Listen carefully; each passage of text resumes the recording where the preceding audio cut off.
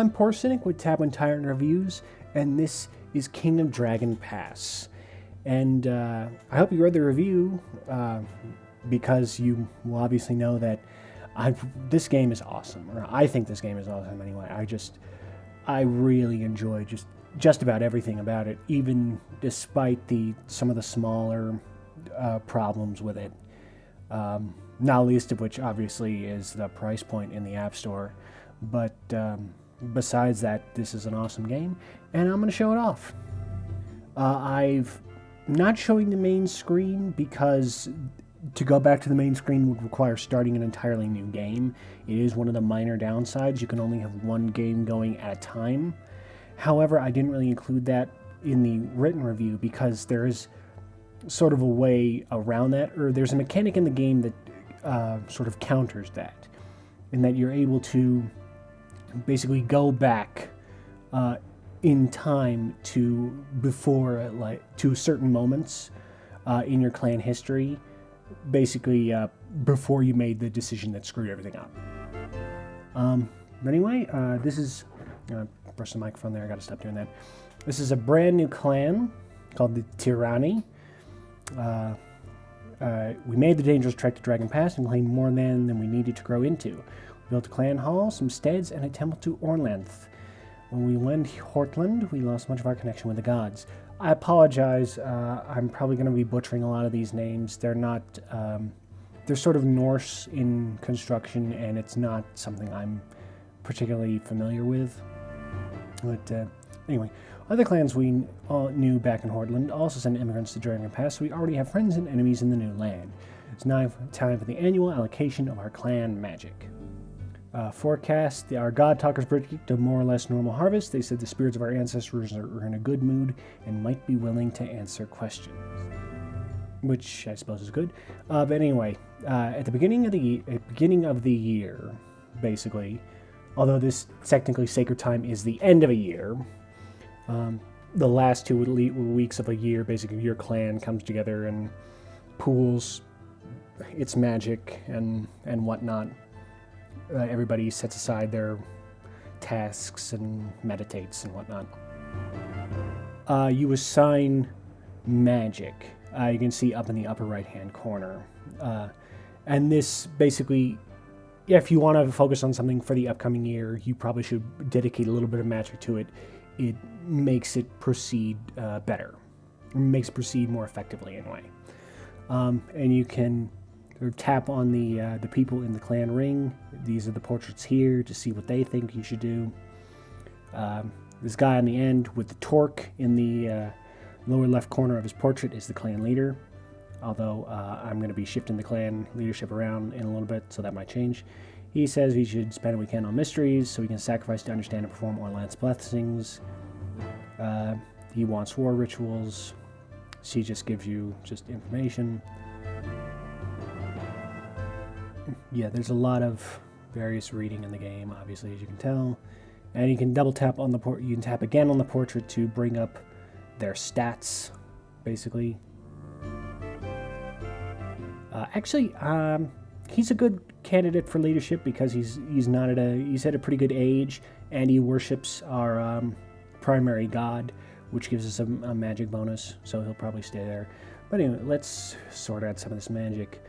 You see we have crops, diplomacy, health, herds, mysteries, which basically you sacrifice to the gods to learn new rituals and magics, quests, which are your people go into the realm of the gods to adventure and improve their stats, trade, and war.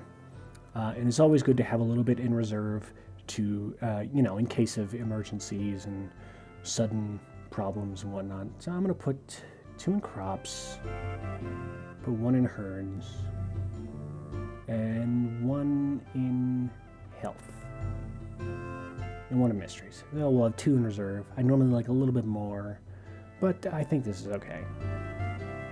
Proceed. Alright, the game is divided into seasons. You can see upper left-hand corner, it's C season of 1330. C season is planting season, so it's not a time you want to send people off to fight, because otherwise your harvest will be rather terrible. You can see we're currently in the clan section. You can see along the left-hand side, there's a bunch of different categories. Clan shows you population of the clan, shows you what the clan thinks. You can throw a feast, you can make gifts. I'm gonna quick jump into reorganize. Basically, reorganize allows you to shift the clan as you see fit. Obviously, you want the best people for the job in your clan ring. Obviously, he's our number one leader. He worships Orlant. So Dangmag is gonna stay in charge. And number one with animals worships Nalda. Kind of want her in because she's top, but I don't remember if anyone else worships that particular god.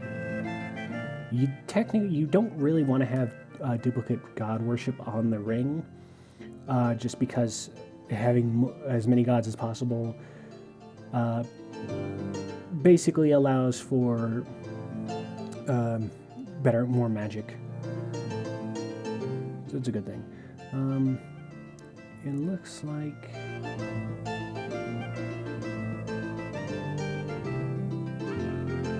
go back to that beginning here.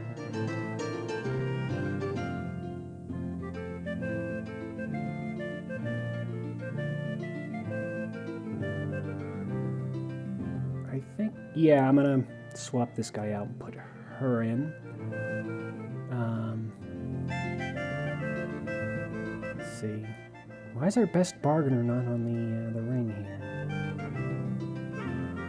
But yeah, you can see, you can sort of by categories who is best at what. There's animals, there's bargaining, there's combat, there's custom, which is basically the laws. Our best law guy is not on the ring, but the top two are our lance, so I'll keep her there. Leadership, magic, and plants.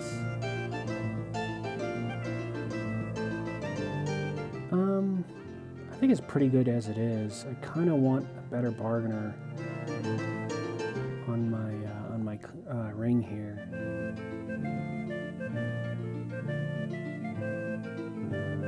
Let's see who's got sort of. Yeah, I'm gonna swap those out. There we go. I like the way that looks. Reorganize. And as always, you can tap on their portraits to see what they think. This is something you'll probably have to do a little bit of research into if you want to really succeed. Like, you have to look into what the various gods do and that sort of thing. As I mentioned in the review, this is a very reading-heavy game. And you shouldn't let that scare you off because it's an excellent game. Okay, next down on the left-hand side is farming. This is where you sort of manage your croplands and what's going to be expected for your food. And if there's an emergency, you can slaughter your animals. We have a lot of farmers. We have enough oxen. Things looking good.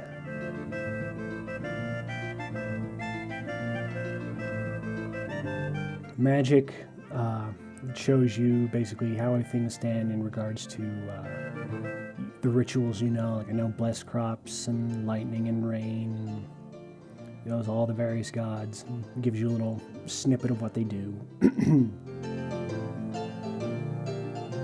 Angkor is a god of literacy, and we don't even have a shrine to him. It is a bit of a disgrace, but shrines are expensive. You can build shrines that cost goods or cattle, and you can see down at the very bottom, there's a list of cows and goods and food and magic underneath the pictures here. Relations. This shows you basically the layout, the diplomatic layout of Dragon Pass. Shows you the tribes that are nearest you have the N. And the color of the tribe name on the map here also determines basically how they feel towards you. Obviously, red means,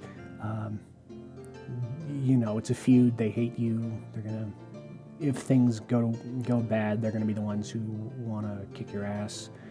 Blue means you're allied.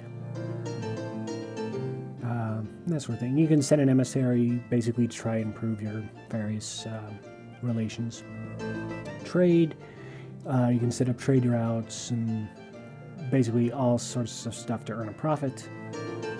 I see I have trading partners with Anoring, Van Stali, and the Eagle. So it's looking pretty good. Could be better. War. This basically allows you to monitor your troops and your various fortifications and whatnot. The State Perimeter, which is good against defending against horsemen. Since it's sea season, no, I'm probably not going to be attacked by anything unless it's like wild men or like trolls or something. But the other tribes are probably not going to attack.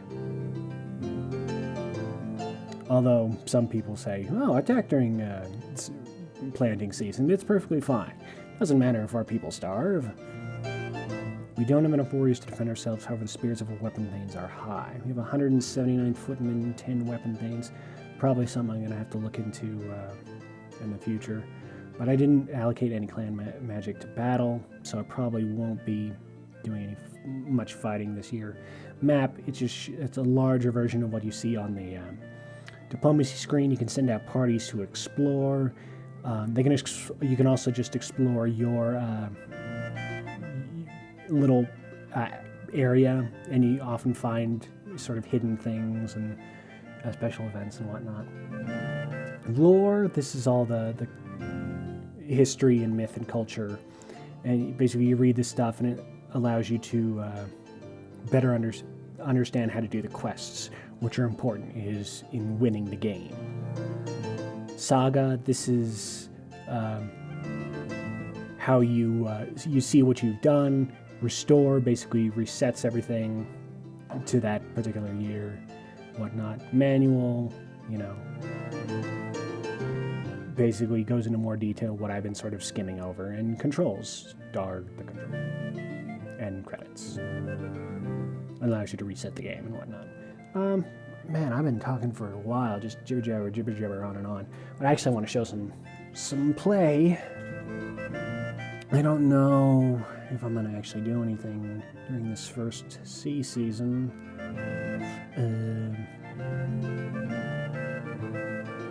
Might sacrifice to learn something. Yeah, I think that'd be a good idea.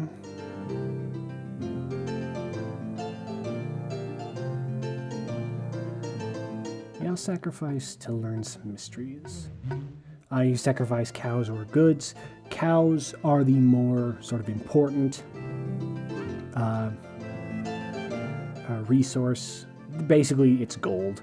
Cows are indicative of your wealth, whereas goods are just sort of lesser indicators. I'm gonna go with 15 cows. Let's see if that gets me a new something. Got the Thunderstone ritual. Cool. Oh, and we have a special event. Carls of your clan are excited to see a rainbow touch down on one of your fields. As Orlanthe, you are storm people. Your few omens as positive as a rainbow, the beautiful gift left by the gods in the wake of a storm. It meant we were due for a time of good luck. And you can see what your ring has to say about this by tapping on them. He wants to make friends with one of our people we're feuding with. He just has a bit of history. Probably won't embark on a raid because it's still technically planting season. Trade opportunities. I think I'll make friends with another clan.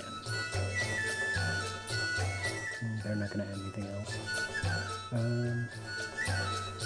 We owe them a favor. We're feuding with them.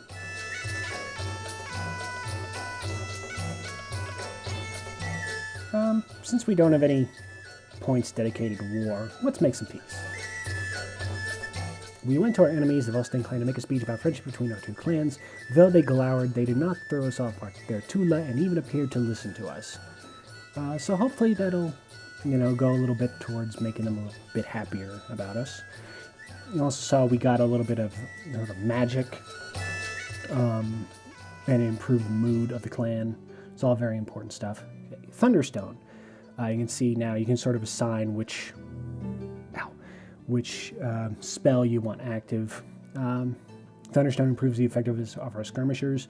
I want to hang on to lightning and rain for the moment, just because they seem like the more useful at the moment. It's fire season now. Fire season is everything's been planted, but it's not quite ready to harvest. So it's a good time to go on raids. I'll probably go on a cattle raid. And unlike regular raids, which are full-blown attacks on another clan, cattle raids are attempts to steal cows without being seen. And everybody's in this world is sort of okay with cattle raids. It's a way of gaining wealth, and it's basically accepted. I believe so the way it's sort of justified is if you can't defend your own cattle, then you have no right to have them. And it's right that you should lose them. So yeah, let's go for a little cattle raid here.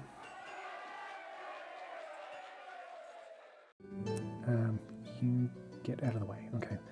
You can adjust how many people you want to send. Less people you send on the cattle raid, the less likely it is they'll be seen. But again, there is, if you send very few people, you won't make off with many cows. We owe them a favor. We're allied with them.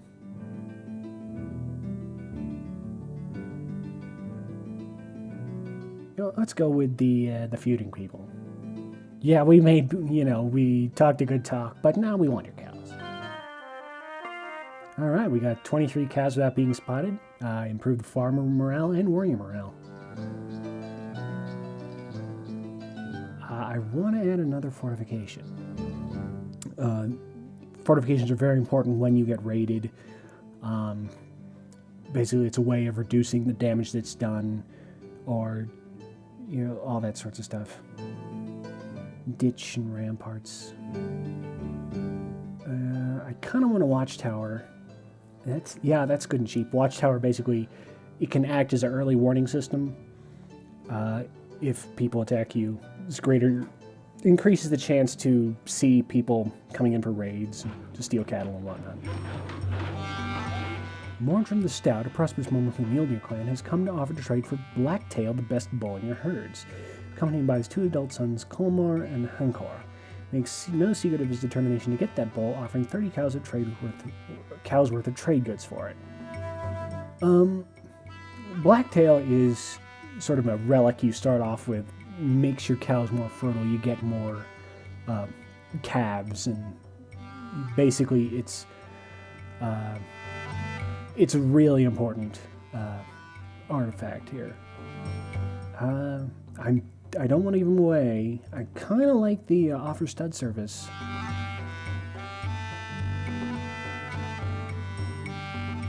That's true. You could do something bad if we refuse him. Offers studs. He gave us 5 goods. He wasn't completely satisfied with the offer, but I think we came out of that all right. All right, it's Earth season now. That's harvest time, so another bad time to raid. So we are going to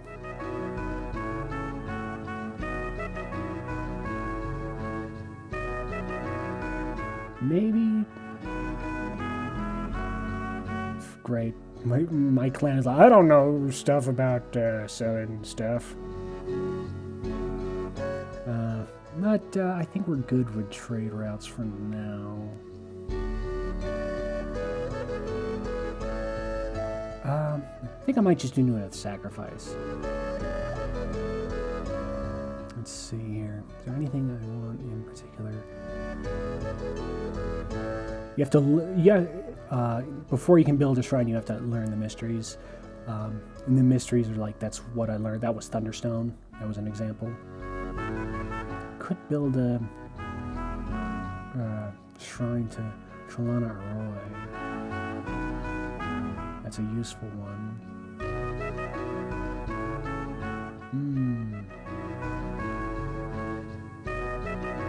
Yeah, I apologize for not being more active. This is a game you kind of have to think of. Wow, I have burned through a lot of time.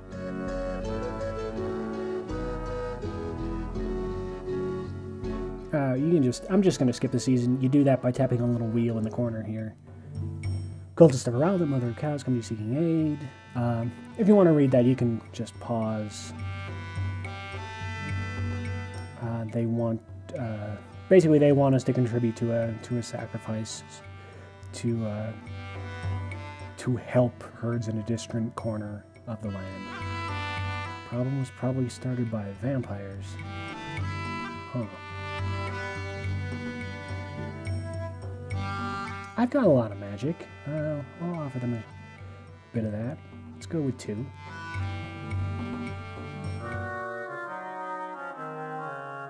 This year's harvest could be as expected, however, the sacred time rituals performed for our crops had a little effect. Dang. That makes me sad. Dark season. It's the start of winter, and it's an okay time. I don't usually raid during dark season. Usually I like to explore during this. Yeah, that seems like a good amount. Send her out. As your people explore. Again, you can pause if you want to read this. I apologize. I'm speeding this up just because I see I'm really burning through time with this recording. This is a very in-depth, text-heavy kind of game, as I keep going on about. Basically, they find armadillo rat things that are very aggressive, and we got to get rid of them somehow. And this is one of the benefits of having this guy on the clan ring. He's a trickster. He worships basically the trickster god, and he can do sort of special things on occasion, like luring them away with trickster magic. And also he's kind of entertaining to read his opinions, because he's a little bit nuts. And he got the rodents out, and now they're sending toward the Eagle Clans. I wish he hadn't sent them to the Eagle Clan, because I think they're vaguely neutral towards us. I'd rather he send them to the clan that already doesn't like us. But hopefully they won't figure out what he did.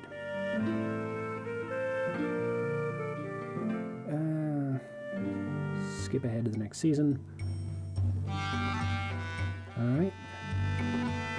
We want to enter in negotiations with the Squat Oak Clan. And these are the people who don't like us, or we owe them a favor. They're not particularly fond of us. This is a good chance to get them on our side if we give them good advice, or we could just screw them over.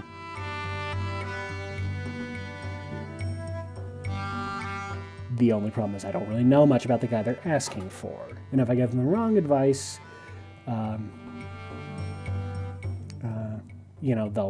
they'll mess me up. Or I could listen to the ring, because sometimes they have good insight into this.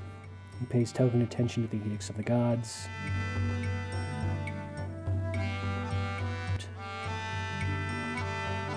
Just tell him any old thing.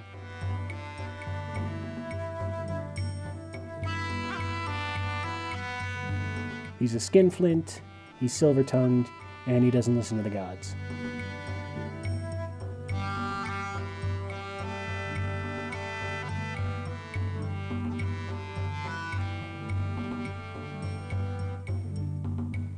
Alright. Your words gave us insight into no concern. We use that insight to get help in a raid. So they like us, and they gave us a little bit of stuff. And now storm season. This is an unpredictable season where many odd things can happen. I think I'm going to go try another cattle raid. Yes, I know. Let's go after... let's go after the mule deer. No, let's go after eagle. We sent the... I think they were the ones we sent the rats to. Ooh, we got a lot of cows.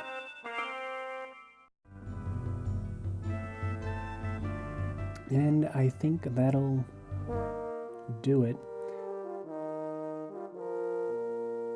Good. The farmers are happy because that we gave the magic to the Aralda worshippers, and it paid off. So they fought off the disease, and now our farmers are happy. And our explorer ran into holy warriors who praised our clan, and, you know, they are obviously drunk, but who cares? All in all, pretty good time. Now we're back to Sacred Time. The year is over. We can reassign. We have a lot of magic now. We blessed many children this year. So, pretty good turn. That's the... sorry, I lost my train of thought. That's King of Dragon Pass. Sort of in a nutshell, there's a lot more to it, which I can't really go into just because of time and whatnot. Maybe in the future I'll do a more extended Let's Play, or playthrough, walkthrough. Focus, man. Oh, man. Anyway, yeah, that's King of Dragon Pass. I highly recommend it, despite its sort of price point. If you're really into strategy and simulation and very sort of story-driven games, you will really like this. Just don't be scared by sort of how it looks and the price point, obviously. There is a lot to this game. It is excellent. It is top-notch. Probably one of the best strategy games on the iOS at this time. So yeah, I've been Poor Cynic with Tab and Tyrant Reviews. Ta-ta and farewell. Stay tuned for future reviews at tablettyrant.blogspot.com. That's tablettyrant.blogspot.com. Or subscribe to this YouTube channel.